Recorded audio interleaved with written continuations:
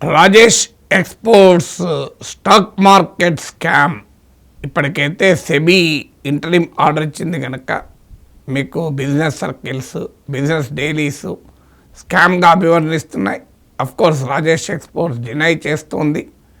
So ఇది 1990s వచ్చిన హర్షద్ మెహతా కుంభకోణాన్ని మించింది అని అంటున్నారు. ఎందుకంటే 15,15,000 crores రెవెన్యూ లేని రెవెన్యూ ఉన్నట్టుగా చూపెట్టారని. సో ఇది సహజంగానే స్టాక్ మార్కెట్ను అడలెత్తించింది. స్టాక్ మార్కెట్లో పెట్టుబడులు పెట్టేటువంటి అది మ్యూచువల్ ఫండ్స్ ద్వారానో లేదా ప్రత్యక్షంగానో లేదా మన పబ్లిక్ ఫినాన్స్ ఇన్స్టిట్యూషన్స్ ఎల్ఐసి లాంటి బ్యాంకులు లాంటి వాటి ద్వారానో పరోక్షంగా పెట్టుబడులు పెట్టే కోట్లాది ఇండియన్ పీపుల్ భారత ప్రజలలో ఇవాళ టెన్షన్ పుట్టించింది. ప్రభుత్వంలో ఉన్న వారికి కూడా మ్యాసివ్ క్వశ్చన్స్ రైజ్ చేస్తున్నది. బ్యాంకులు ఎల్ఐసి లాంటి పబ్లిక్ ఫినాన్స్ ఇన్స్టిట్యూషన్స్ మేనేజ్మెంట్లకు సీరియస్ క్వశ్చన్ రైజ్ చేసింది. స్టాక్ మార్కెట్ రెగ్యులేటర్లకు కూడా చాలా క్వశ్చన్స్ మన ముందు ఉంచింది. సో ఈ మొత్తం వ్యవహారం పైన నేను ఆల్రెడీ డీటెయిల్గా ఇప్పటికీ 2 వీడియోల్లో మాట్లాడాను. మొదటి వీడియోలో రాజేష్ ఎక్స్పోర్ట్ స్కామ్ ఏంటి అని వివరంగా చెప్పాను ఎక్స్ప్లెయినర్ రూపంలో. రెండవది ఎల్ఐసి పెట్టుబడులు రాజేష్ ఎక్స్పోర్ట్స్లో అది రైజ్ చేస్తున్న సెవరల్ క్వశ్చన్స్ గురించి మాట్లాడాను. ఇప్పుడు ఈ వీడియోలో ఈ రాజేష్ ఎక్స్పోర్ట్ స్కామ్ రైజ్ చేస్తున్న కీలకమైన క్వశ్చన్స్ ఏంటి? ఒకటి, ఇదేం కొత్త కాదు. హర్షద్ మెహతా, కేతన్ పరేఖ్, హిండెన్బర్గ్ ఇలా అనేక రకాల ఇష్యూస్ రెగ్యులర్గా వస్తాయి. సో ద ఫస్ట్ క్వశ్చన్ ఏంటి? Who are controlling stock markets? Are stock market fair in India? Are stock markets transparent in India? భారతదేశంలో స్టాక్ మార్కెట్లు ధర్మంగా నడుస్తున్నాయా? పారదర్శకంగా నడుస్తున్నాయా? ఈ స్టాక్ మార్కెట్లో పెరిగినప్పుడు బుల్స్ అంటారు, తగ్గినప్పుడు బేర్స్ అంటారు. ఈ బుల్స్ అండ్ బేర్స్ వెనకాల అదృశ్య శక్తులు ఏమైనా ఉన్నాయా? అసలు ఈ మార్కెట్ స్టాక్ మార్కెట్ల పైన ఎవరిది ఆధిపత్యం? ఇందులో ఫేర్ ట్రేడ్ జరుగుతుందా? ఫేర్ ఇన్వెస్ట్మెంట్ జరుగుతుందా? ఇది మొదటి క్వశ్చన్. ఎందుకంటే రెండవ క్వశ్చన్ ఏంటంటే who is the God father of Rajesh exports? ఈ రాజేష్ ఎక్స్పోర్ట్స్ వెనకాల ఉన్న హెవీ వెయిట్స్ ఏమైనా ఉన్నారా? ఎనీ పొలిటీషియన్ బిజినెస్ నెక్సెస్ అని చెప్పి బ్యూరోక్రాట్ నెక్సెస్ అని ఎన్ఎన్ వోరా కమిటీ కేంద్ర ప్రభుత్వం నియమించిన కమిటీ చాలా కాలం క్రితమే చెప్పింది. So who is the God father? ఎవరు? ఇది వెనకాల ఎవరు లేకుండా ఒక కంపెనీ ఇంత పెద్ద ఎత్తున రెవెన్యూను ఇన్ఫ్లేట్ చేసి చూపెట్టగలుగుతా, మిస్రిపోర్టింగ్ చేయగలుగుతుందా? ఇది రెండవ క్వశ్చన్. సో మూడో క్వశ్చన్ ఏంటంటే 2021-25 మధ్య కాలంలో 15,50,000 crores ఫిక్టీషియస్ నిజమైన ఆదాయం కాదు అని ఇవాళ సెబీ తన ఇంటరిమ్ ఆర్డర్లో securities and exchange board of ఇండియాలో చెప్తోందంటే మరి ఇప్పటిదాకా ఈ యాన్యువల్ ఆడిటింగ్ రిపోర్ట్లు ఏమైనాయి? 4 ఏళ్ళుగా స్టాక్ మార్కెట్ ఫైలింగ్స్ ఏమైనాయి? ఇది ఏది? ఎందుకంటే ఇది ఒక స్టాక్ మార్కెట్ లిస్టెడ్ కంపెనీ పైన చాలా పకడ్బందీ ఉంటుంది. అలాగే ఇందులో ఇన్వెస్ట్ చేసిన ఎల్ఐసి లాంటి కంపెనీల డ్యూ డెలిజెన్స్ ఏమైంది? ఇది థర్డ్ క్వశ్చన్గా రైజ్ అవుతోంది. ఫోర్త్ క్వశ్చన్, ప్రవేశ్ జైన్, మీకు ఇతను Paras group of companies chairman, commentator, columnist ఇచ్చేశారు. అసలు కెనరా బ్యాంక్ నాయకత్వంలోని కన్సార్షియం ఒక కూటమి ఏ రకంగా లోన్స్ ఇచ్చింది, ఆ లోన్స్ ఇస్తూ పోయింది, గతంలో ఎన్పిఏ క్లాసిఫికేషన్ ఉన్న చరిత్ర ఉంది, ఫారిన్ ఎక్స్చేంజ్ మీద అనుమానాలు ఉన్నాయి ట్రాన్సాక్షన్స్ పైన, మరి ప్రభుత్వ రంగ బ్యాంకులు ఏ రకంగా రుణాలు ఇచ్చుకుంటూ పోయింది అనేది నేను కాదు రైజ్ చేస్తుంది. ఒక one of the group companies ఇండియాలో ఒక ఇండస్ట్రియల్ లీడర్ చెప్తున్నారు.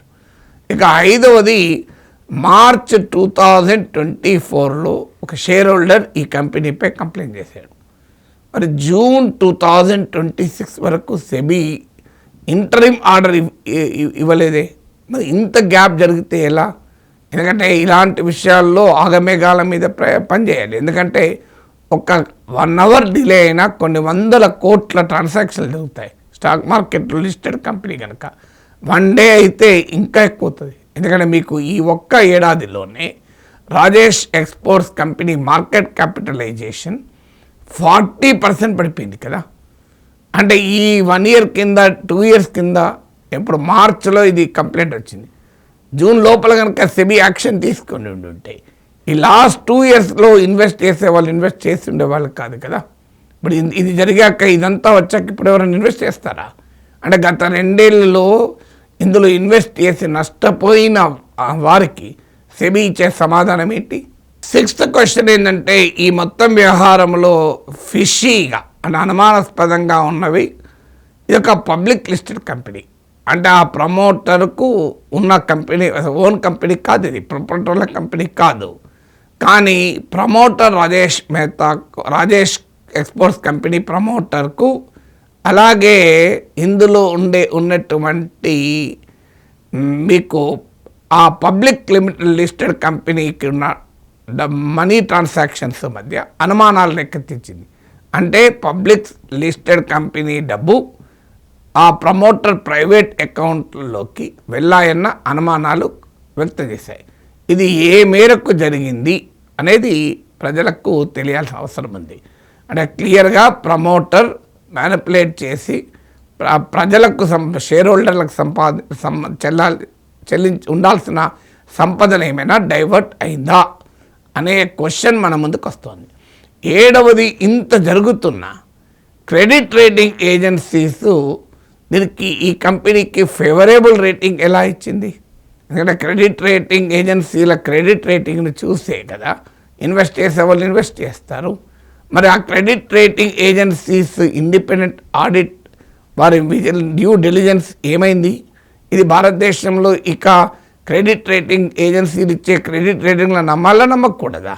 9వది, సాధారణంగా ఇంత పెద్ద పెద్ద కంపెనీస్లో కార్పొరేట్ గవర్నెన్స్ ప్రాక్టీసెస్ ఉంటాయి, ఇంటర్నల్ విజిలెన్స్ మెకానిజమ్స్ ఉంటాయి, విజిల్ బ్లోయర్స్ ఉంటారు, సో చెక్స్ అండ్ బ్యాలెన్సెస్ ఉంటాయి. అంటే మరి ఆ రకమైన ఇన్స్టిట్యూషనల్ మెకానిజం ఉందా? ఉంటే మరి అక్కడ నుంచి అలర్ట్స్ వచ్చినా కూడా బోర్డు పట్టించుకోలేదా? So this raises serious questions on the institutional corporate governance in India. భారతదేశంలో కార్పొరేట్ కంపెనీలు ఎంత ఆరోగ్యకరమైన మేనేజ్మెంట్ ప్రాక్టీసెస్ చేస్తున్నాయి అనే ప్రశ్నలు రైజ్ చేస్తున్నది. అంటే ఈ ఒక్క కంపెనీతో మనం అన్ని కంపెనీలు అనుమానించడం కాదు, కానీ this is a very serious question కదా. ఎందుకంటే మీకు ప్రభుత్వ రంగ బ్యాంకులు లోన్లు ఇస్తుంటాయి, స్టాక్ మార్కెట్ ద్వారా ప్రజల సంపద పోతూ ఉంటుంది.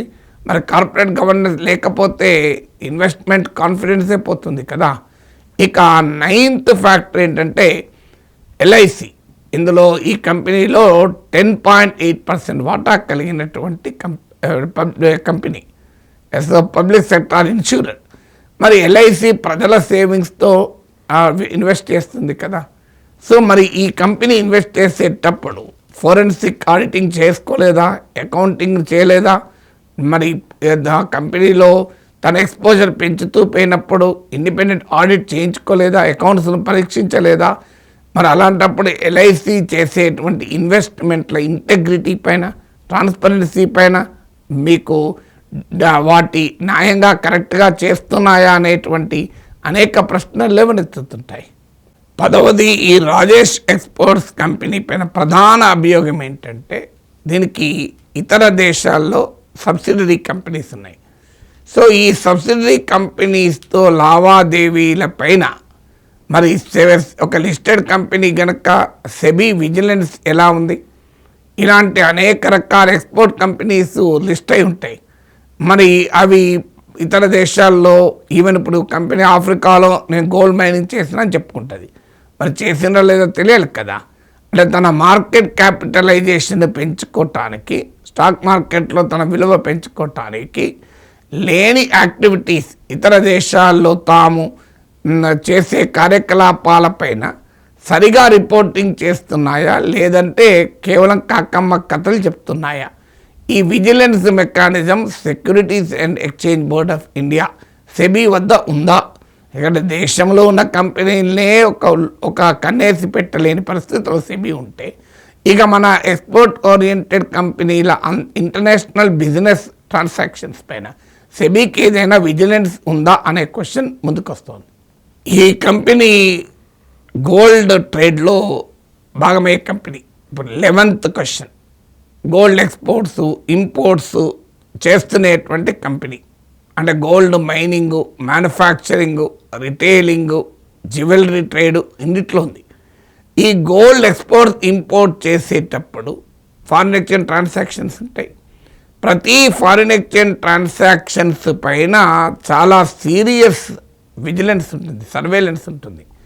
ఎందుకంటే ఫారిన్ ఎక్స్చేంజ్ మేనేజ్మెంట్ యాక్ట్ లాంటి చట్టాలు ఉన్నాయి. ఫారిన్ ఎక్స్చేంజ్ క్లియరెన్స్ కావాలంటే reserve bank of India guidelines ఉంది. ప్రతి మంత్ ఇప్పుడు యూట్యూబర్లకు వచ్చే రెవెన్యూ పైనే ప్రతి నెల ఫెమా డిక్లరేషన్ ఇవ్వాల్సి ఉంటుంది. మీకు ప్రతి ఇయర్ మీకు డాక్యుమెంట్ సబ్మిట్ చేయాల్సి ఉంటుంది. ఒక యూట్యూబర్కి వచ్చే రెవెన్యూ పైనే ఇంత సర్వేలెన్స్ ఉంటే మరొక గోల్డ్, అది కూడా లక్షల కోట్ల రూపాయల వ్యాపారాలు బంగారంలో చేసే వారిపైన మరి ఆర్బీఐ గైడ్లైన్స్ ఫాలో కాలేదా? Foreign exchange management act FEMA ఉల్లంఘన జరగలేదా? మరి ఇది బ్యాంకులు, అప్పులు ఇచ్చే బ్యాంకులు, ఇందులో పెట్టుబడులు పెట్టే పబ్లిక్ ఇన్సూరెన్స్ కంపెనీలు వీటిని పట్టించుకోలేదా? 12th ఏంటంటే స్టాక్ మార్కెట్లో కొన్ని మెకానిజమ్స్ ఉంటాయి.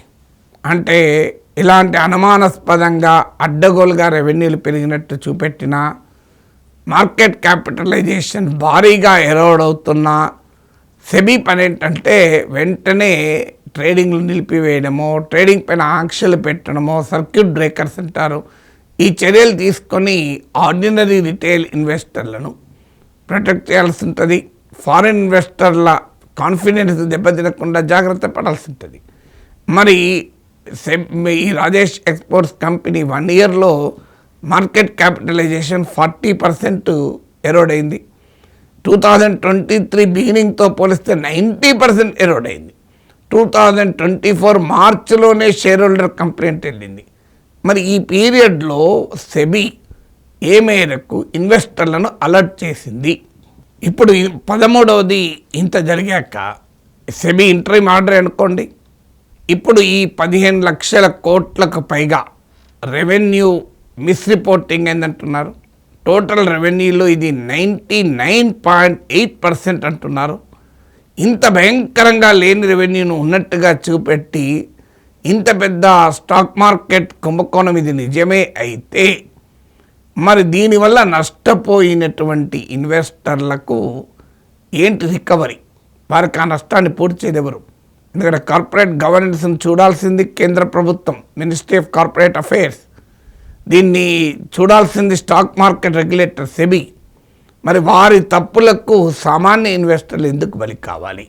మీలాంటి నాలాంటి వాళ్ళు మనకు కష్టార్జితమైన సేవింగ్స్ను నమ్మకంతో, వ్యవస్థలపైన విశ్వాసంతో స్టాక్ మార్కెట్లో పెట్టుబడి పెడతాం.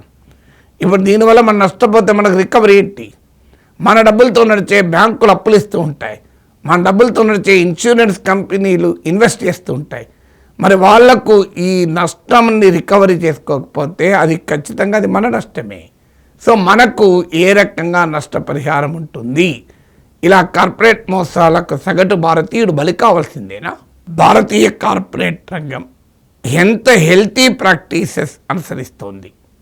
వాటి లాభాల వేటలో వాళ్ళ చట్టాలను, నిబంధనలను ఏ మేరకు పాటిస్తున్నారా, ఉల్లంఘిస్తున్నారా? పబ్లిక్ లిస్టెడ్ కంపెనీస్ అనుసరించాల్సిన కార్పొరేట్ గవర్నెన్స్ ప్రాక్టీసెస్ను అనుసరిస్తున్నారా? వీటిని రెగ్యులేట్ చేసే రెగ్యులేటరీ వ్యవస్థలు ఏమైనాయి?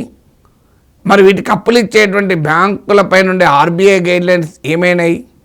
Public finance institutions investment decision మేకింగ్లో ఉన్న లోపాలేంటి?